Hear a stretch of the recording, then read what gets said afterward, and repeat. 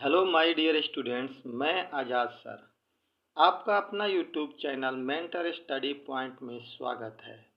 जैसा कि आप जानते हैं, मैं आप लोगों को अपने YouTube channel mentor study point के माध्यम से 12वीं क्लास की पहली बुक, जिसे हम पार्ट 1 या प्राचीन भारत के नाम से जानते हैं, के बारे में पढ़ा रहा हूँ।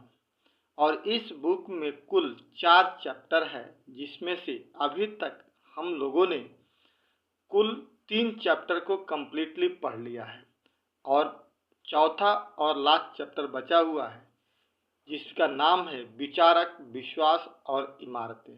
जबकि इसके पहले हम लोगों ने सबसे पहला टॉपिक पढ़ा था, जिसका नाम था ईंट, मनके और अस्थियां। दूसरा जब हमने पढ़ा था तो 600 बीसी से लेकर 600 एडी के बीच में राजा, किसान और नगर की चर्चा की थी, जिसमें हम लोगों ने राजनीति और अर्थव्यवस्था के बारे में पढ़ा था। उसके बाद जब हम तीसरा टॉपिक पढ़ रहे थे तो वो भी 600 से लेकर के 600 एडी के बीच में आरंभिक समाज के बारे में पढ़ रहे थे, जिसका नाम था बंधुत्व, जाति और वर्ग। अब चौथा टॉपिक जो हम लोग पढ़ेंगे, ये भी 600 ईसा पूर्व से लेकर के 600 एडी के बीच में ही पढ़ना है, जिसका नाम है विचारक, विश्वास और इमारतें।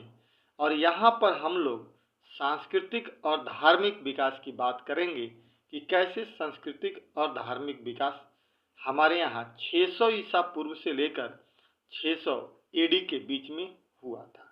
ठीक है दोस्तों, तो एक मैंने छोटा सा संक्षेप बता दिया।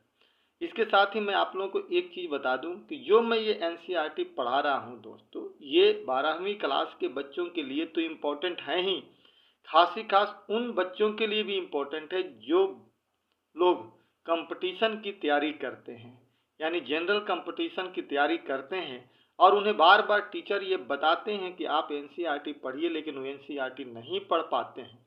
तो यहाँ के सीरीज से अगर वो अध्ययन करेंगे तो उन्हें एनसीईआरटी की सारी चीज़ें महत्वपूर्ण रूप से मिल जाएगी और उनके लिए काम का चीज़ होगा। इसीलिए मैं आप लोगों से कहता हूँ कि इसे आप लोग भी देखने का प्रयास कीजिए, क्योंकि यहाँ से भी क्वेश्चंस आपके बहुत सारे एनसीईआरटी से ही पूछे जाते हैं और कंसेप्ट क्लियर हो जाते हैं।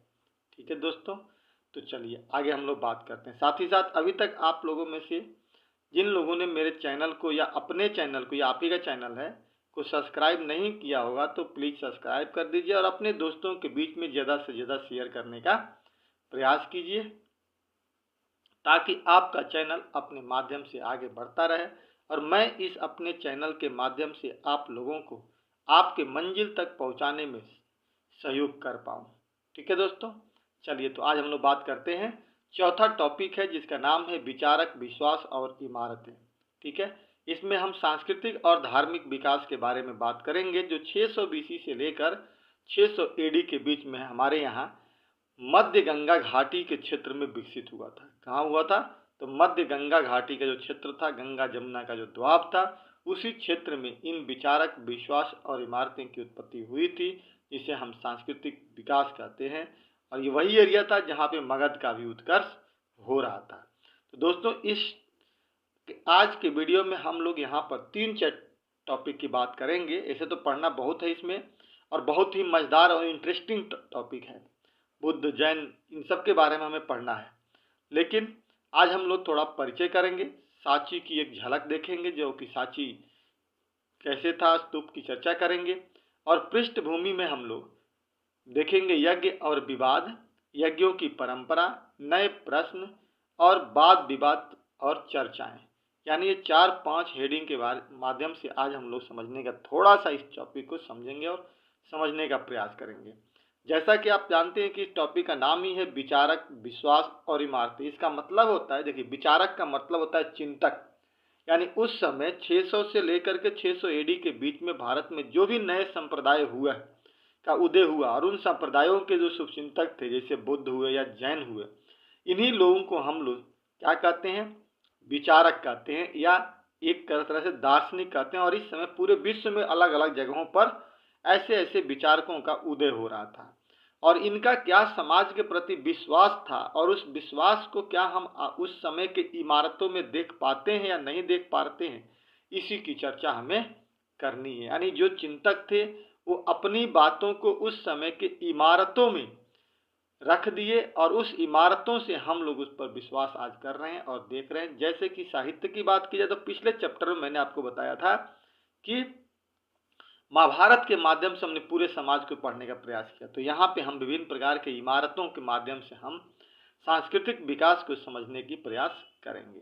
ठीक है दोस्तों, चलिए सबसे पहले हम पृष्ठभूमि की बात करते हैं, परिचय की बात करते हैं। कह रहा है कि इस अध्याय में हम 1000 साल पीछे की घटित घटनाओं के बारे में जानने का प्रयास करेंगे और दार्शनिकों के बारे में पढ़ेंगे। दार्शनिक मतलब वही शुभ चिंतक, यानी कौन व्यक्ति हो गए, तो वही चिंतक विचारक जो होते हैं उन्हीं को हम लोग दार्शनिक भी कहते हैं। और जानने का प्रयास करेंगे कि इन्होंने समाज में अपनी स्थिति को कैसे समझाने का प्रयास किया है, कैसे उन्होंने, उन दार्शनिकों ने अपनी स्थिति को समझाया कि हम उस समय थे और ऐसे ऐसे चीज़ों का विकास हुआ। उनके विचार किस तरह से मौखिक और लिखित परंपराओं में संग्रहित हुए, यानी कैसे मौखिक रूप से लोगों को बताया गया, या कहाँ पर वो लिखित रूप से संग्रह किया गया, या उसे कहाँ पे स्थापत्य एवं मूर्ति कला के माध्यम से अभिव्यक्त किया। इन सब की जानकारी के लिए बौद्ध धर्म का विशेष अध्ययन करेंगे। हम इस पूरे चैप्टर में बौद्ध और जैन के बारे में हम विशेष रूप से पढ़ने का प्रयास करेंगे, क्योंकि इन्हीं दोनों का इसी मध्य गंगा घाटी में 600 BC के आसपास में इनका उदय हुआ था। हालांकि इस दौर में किसी एक परंपरा का विकास नहीं हुआ, कई परंपराओं का विकास हुआ और उनके अंदर वाद विवाद और संवाद भी हुए। इन रोमांचक विचारों और विश्वासों की दुनिया के पुनः निर्माण के लिए इतिहासकार जिन स्रोतों का इस्तेमाल करते हैं उनमें बौद्ध जैन और ब्राह्मण ग्रंथों के अलावा इमारत एवं अभिलेख जैसे भौतिक साक्ष्य भी शामिल है। कहने का मतलब मैंने पहले भी बता रखा है, इतिहास लेखन में हमें पूरा तात्विक और साहित्य की जरूरत पड़ती है। तो यहाँ का जो विचारक यानी संस्कृतियों के बारे में जो जानने का प्रयास किया जा रहा है, इसके लिए इतिहासकार जिन चीज़ों का इस्तेमाल कर रहे हैं वो साहित्य है, यानी बौद्ध जैन और ब्राह्मण ग्रंथ हैं। इनके अलावा इमारतें हैं उस समय की, जिसमें बहुत सारी चीज़ें कलाकृति मिलती हैं, जैसे स्तूप की हम चर्चा करेंगे, या अभिलेख उस समय के मिलते हैं, उससे भी भौतिक साक्ष्यों की जानकारी मिल जाती है। इस युग की बची हुई इमारतों में सबसे महत्वपूर्ण इमारत जो सुरक्षित आज भी है वह है सांची का स्तूप, जो मध्य प्रदेश में है। जो अध्याय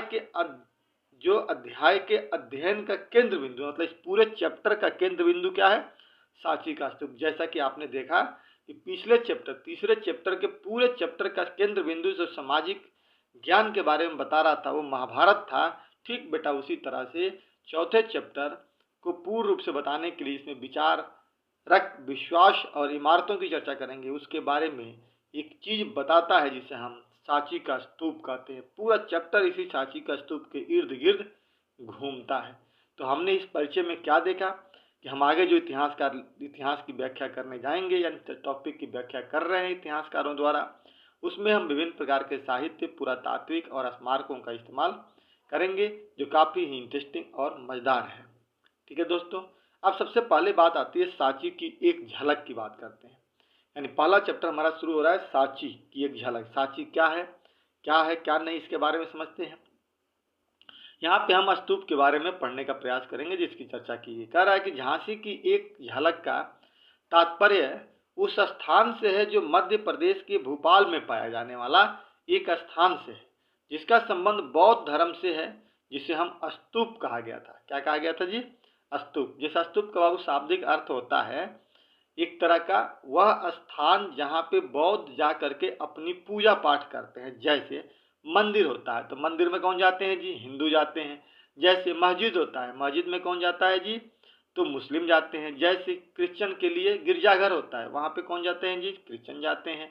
उसी प्रकार बेटा जो बौद्ध जो होते हैं वो बौद्ध अपने जो भगवान की पूजा के लिए जहाँ जाते हैं उस स्थान को हम लोग स्तूप कहते हैं। तो इसी सांची के स्तूप के बारे में जानकारी बौद्ध धर्म से प्राप्त होती है, बौद्धों के बारे में जानकारी प्राप्त होती है।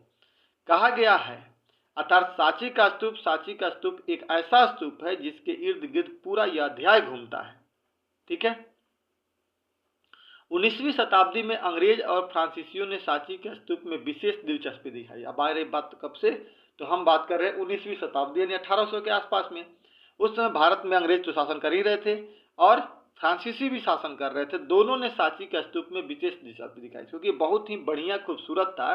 तो इनका विचार था कि हम इसको लेकर के अपने यहाँ यूरोप चले जाएं।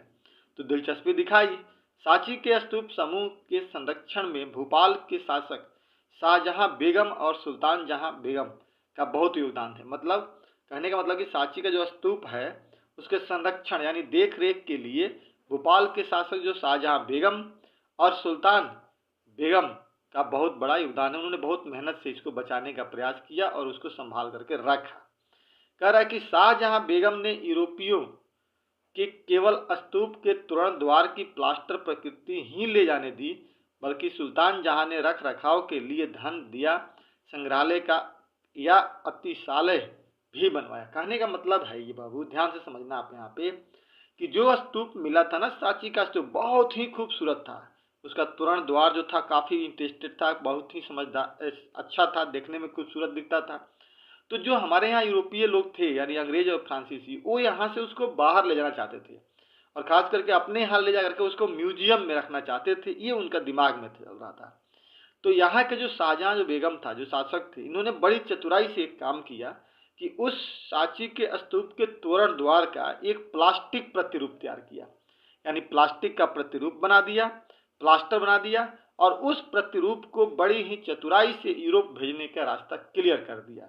और जो वास्तविक स्तूप था, जो ओरिजिनल जो द्वार था, उसको यहाँ से जाने से मना कर दिया, रोक दिया। इसी के बारे में हमने बात की कि धन और वहाँ पे खर्चा भी दिया, पैसा भी दिया, इकट्ठा भी किया, चारों तरफ से घेराया और उसको संग्रहालय को सुरक्षित रखा और अंग्रेजों को प्लास्टर प्रतिरूप दिया, यानी प्लास्टर का एक फोटो कॉपी बना करके उनको दे दिया गया। ठीक है, यही बात उसमें कही गई है। सांची के स्तूप पर जॉन मार्शल ने महत्वपूर्ण ग्रंथ भी लिखा है और उसे सुल्तान जहां बेगम को समर्पित भी किया, जो शाहजहां बेगम के उत्तराधिकारी थी। कौन? सुल्तान जहां बेगम। बौद्ध धर्म के इस महत्वपूर्ण केंद्र की खोज से आरंभिक बौद्ध धर्म के बारे में हमारी समस्त महत्वपूर्ण बदलाव आया और जानकारी भी मिलता है। कह रहा है कि बौद्ध धर्म के इस महत्वपूर्ण केंद्र की खोज से आरंभिक बौद्ध धर्म के बारे में हमारी समझ में महत्वपूर्ण बदलाव भी आता है। मतलब हम देख करके बहुत सारे चीज़ों को समझने का प्रयास करते हैं और लिखने का भी प्रयास करते हैं। इसको दोस्तों मैं थोड़ा सा आपको दिखाता हूँ। सबसे लास्ट में जो ये स्तूप थे, इस टाइप से वहाँ पे स्तूपों की संख्या होती थी और ऐसे स्तूप बने होते थे। ठीक है, इस तरह से स्तूप होते थे। जो सबसे ऊपर यहाँ पे ईस्ट होता था, या हर्मिका कहलाते थे, ये अंडाकार का होता था। और यही जो बना हुआ यहाँ पे इधर खम्भ, ये जो बीच में बना हुआ इसी को हम लोग तोरण द्वार कहते थे। ये तोरण द्वार बहुत ही खूबसूरत होता था और इसी को ले जाने की बात फ्रांस और अंग्रेज कर रहे थे, जिसको बड़ी ही चतुराई से यहाँ पे शाहजहां बेगम ने जाने नहीं दिया, उसका प्लास्टर प्रतिरूप तैयार करके यहाँ से भेज दिया। तो दोस्तों आप इसे बनाने का प्रयास कीजिएगा, समझने का प्रयास कीजिएगा, क्योंकि एग्जाम हॉल में इससे क्वेश्चन आते हैं। और यह स्तूप का तात्पर्य था बौद्धों का धार्मिक स्थल। ठीक है, यहाँ तक हम लोगों ने पढ़ लिया। अब हम लोग बात कर रहे हैं आगे। ये हमने कर लिया हमने आज यहाँ पे कि सांची के झलक को हमने देख लिया। अब हम लोग बात करते हैं पृष्ठभूमि की, यानी पृष्ठभूमि में हम बात कर रहे हैं यज्ञ और विवाद। कहने का मतलब ये है कि जो हमारे यहाँ यज्ञ होता था, क्या वास्तव में वो बचपन से ही चला आ रहा था या बाद में वो यज्ञ को अपनाया गया? उसी यज्ञ की प्रक्रिया को लेकर के जिन लोगों ने उसे चुनौती दी, उसके बीच में विवाद की स्थिति उत्पन्न हुई। इसी के बारे में बेटा हम लोग समझना है, जिसका नाम है यज्ञ और विवाद। कह रहा है कि ईसा पूर्व प्रथम शताब्दी का काल विश्व इतिहास में एक महत्वपूर्ण मोड़ माना जाता है। कौन? ईसा पूर्व पहली शताब्दी, जिस समय पूरे विश्व में चारों तरफ कहीं ना कहीं नए नए विचारक, चिंतक और दार्शनिकों का उदय हो रहा था। कह रहा है कि क्योंकि इसी समय जीवन के रहस्य, इंसान और विश्व व्यवस्था के बीच बने रिश्ते को समझने के लिए ईरान में अब अलग अलग जगहों पे कि मतलब क्या है रहस्य, क्या है जीवन का, इंसान और विश्व में क्या रिश्ते हैं, इन चीज़ों को समझने के लिए ईरान में जरतुस्त, चीन में खुशंसी, यूनान में सुकरात, प्लेटो तथा अरस्तु और भारत में महावीर, बुद्ध और ऐसे कई अन्य चिंतकों का उदय हुआ। मतलब दुनिया की बात कर रहे हैं हम लोग। अलग अलग, इराक में अलग, चीन में अलग, यूनान में अलग चीज़ों का उदय हुआ और भारत में भी उसी समय महावीर और बुद्ध का जन्म हुआ। और इनका उदय हुआ जिन लोगों ने विश्व में जीवन का रहस्य, इंसान और विश्व व्यवस्था के बारे में समझने का प्रयास किया। यही वह समय था जब मध्य गंगा घाटी, मैंने शुरू में ही बताया था कि यही वो समय था भारत में जब मध्य गंगा घाटी में नए राज्यों एवं शहरों का भी उदय हो रहा था, जो हमने पीछे दूसरे चैप्टर में हमने पढ़ा है 16 महाजनपद के बारे में और मगध के उत्कर्ष के बारे में, कि यही वो समय था 600 ईसा पूर्व का, जिस समय मध्य गंगा घाटी में बाबू नए नए राज्यों यानी शहरों का उदय हो रहा था, जिसके कारण सामाजिक और आर्थिक जीवन में कई बदलाव भी हो रहे थे। यहाँ पे हमने देखा ना, बदलाव भी हो रहे थे, जीवन स्तर बदल रहा था। इन बदलावों का ही परिणाम था कि गंगा यमुना दोआब में नए संप्रदायों का उदय हुआ, जिसमें बौद्ध एवं जैन धर्म महत्वपूर्ण था। इन्होंने ब्राह्मण धर्म में चली आ रही कुरीतियों का विरोध किया। किसका विरोध किया जी? जो उसमें बुराइयां थी, जो यज्ञ परंपरा की जो बुराइयां थी, इसको उन्होंने तोड़ने का प्रयास किया। जो यज्ञ करा रहे थे ब्राह्मण, उनको इन्होंने टकराव दिया, उनको इसने झूठा बताने का प्रयास किया कि यह यज्ञ की प्रक्रिया वास्तव में सही नहीं है और इससे कोई किसी को लाभ होने वाला नहीं है। ये कुरीतियों को उन्होंने विरोध किया, उजागर किया। बौद्ध एवं जैन धर्म ने ब्राह्मणवादी यज्ञ प्रथा का विरोध किया। आगे बात ना, कि जो ब्राह्मणवादी जो यज्ञ प्रथा थी, जिस पर ब्राह्मणों का अधिकार था, इसको बौद्ध और जैन ने विरोध किया और एक नए धर्म, एक नए संप्रदाय की तरफ आगे बढ़ने का प्रयास किया। तो अब आ गई ना कि यज्ञ विवाद कैसे हुआ। तो वही जो यज्ञ जो करते आ रहे थे ब्राह्मण, उन्हीं के खिलाफ बौद्ध और जैन में बुद्ध और महावीर ने आवाज उठाई और उसके खिलाफ क्या हुआ? आवाज उठा। तो उसी चीज को बदलते हुए चीजों को देखने का, समझने का इन्होंने प्रयास किया। अब कह रहा है कि यज्ञों की परंपरा क्या वास्तव में पहले से चली आ रही थी कि आगे चल करके इसको रखा गया था? इसको समझना है बाबू। यज्ञों की परंपरा जिसके द्वारा चिंतन, धार्मिक विश्वास और व्यवहार के बारे में चर्चा वैदिक काल से ही प्रचलन में था। वैदिक काल से ही, देखो बेटा इसको ना थोड़ा सा आपके किताब में हटा दिया है, इसको नहीं दिया गया। यानी वैदिक काल जो हमारा 1500 ईसा पूर्व से लेकर 600 ईसा पूर्व के बीच में जो वैदिक काल है, जिसे दो भागों में यानी ऋग वैदिक काल और उत्तर वैदिक काल में बांट करके पढ़ते हैं, ये आपकी किताब से यहाँ से साइड में हटा दिया है। हालांकि थोड़ी थोड़ी चर्चा किया गया है कहीं कहीं पर, लेकिन स्पष्ट इसके बारे में नहीं दिया है। क्योंकि एक तो हम पहले हड़प्पा में पढ़ते हैं 2600 से 1900 और उसके बाद सीधा हम चले आते हैं 600 ईसा पूर्व से लेकर के 600 एडी के बीच में, और बीच का जो 1500 से लेकर के 600 के बीच की कहानी होती है, इसमें इसको गौण कर दिया गया है, खत्म कर दिया गया है। ठीक है दोस्तों, लेकिन फिर भी हम थोड़ी सी बात उसकी चर्चा करना चाहेंगे, बताना चाहेंगे आपको। वैदिक काल को दो भागों में बांट कर अध्ययन किया जाता है, जिसे ऋग वैदिक काल या पूर्व वैदिक काल कहते हैं, जो 1500 से 1000 बीसी का था, और दूसरा उत्तर वैदिक काल के नाम से जाना जाता है, जो 1000 से 500 यानी 600 ईसा पूर्व के बीच में था। ऋग वैदिक काल में ऋग्वेद की रचना की गई थी, जो एक वेद था। ऋग्वेद देवता को समर्पित था। ऋग्वेद किसको समर्पित था? देवताओं को समर्पित था।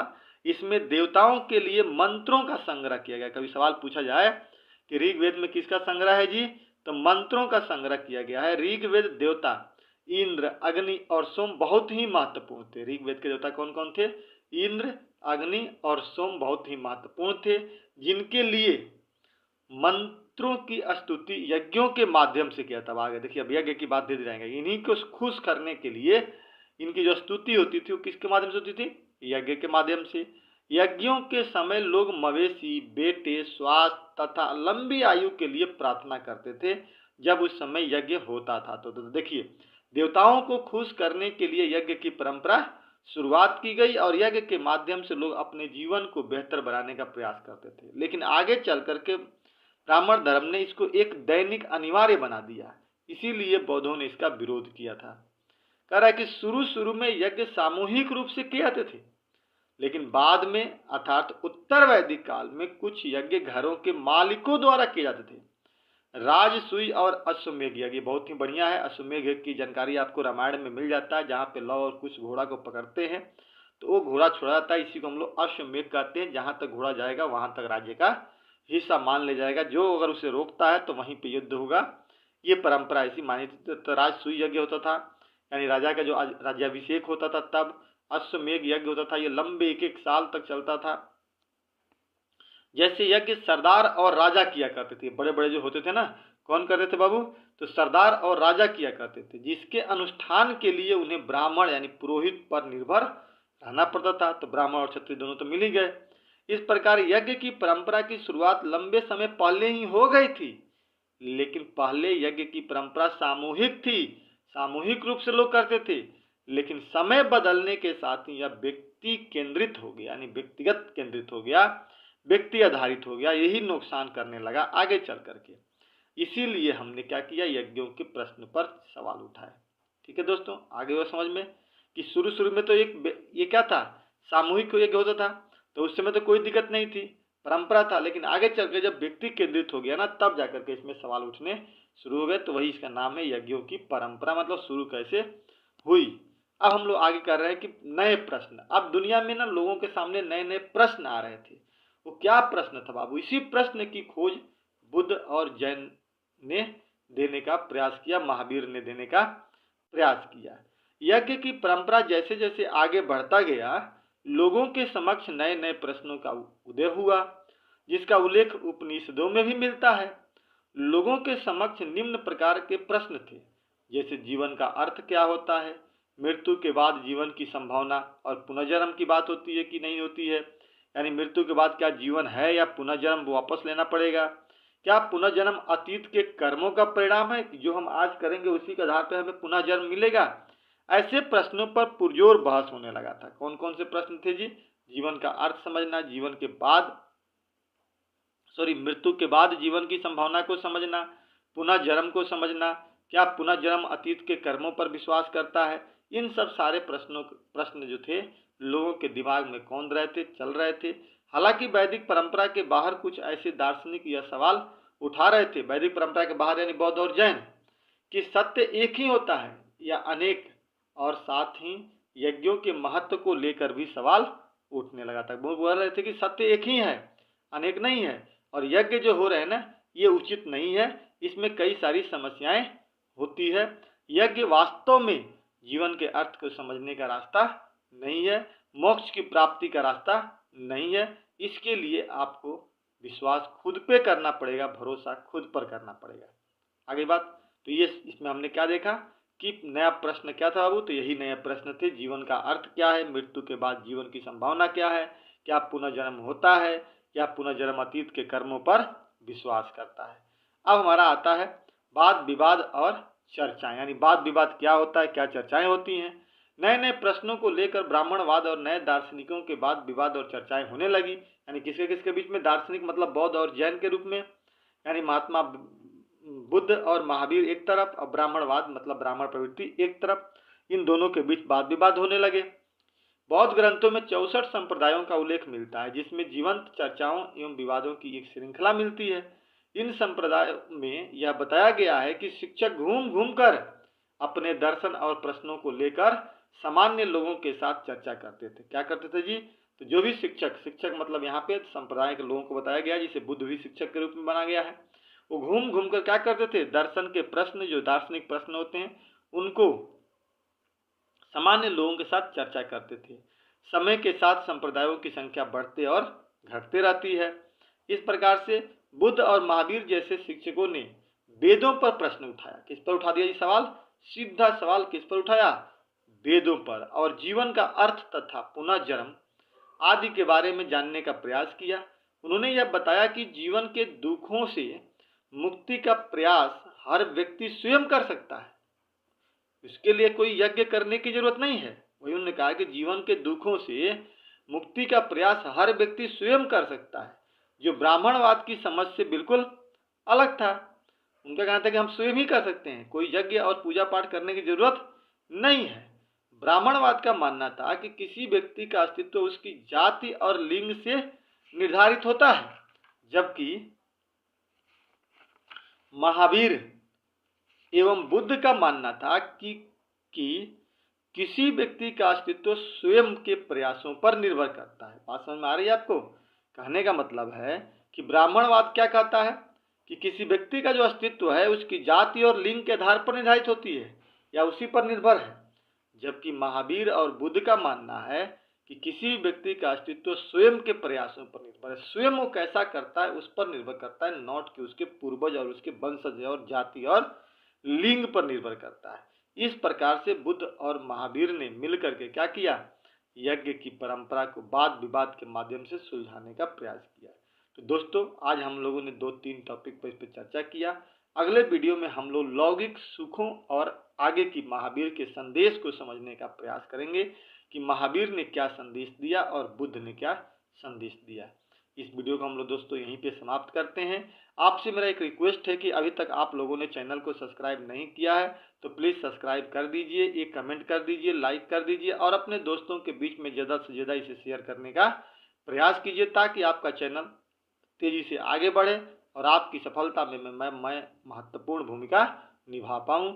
जय हिंद, जय भारत।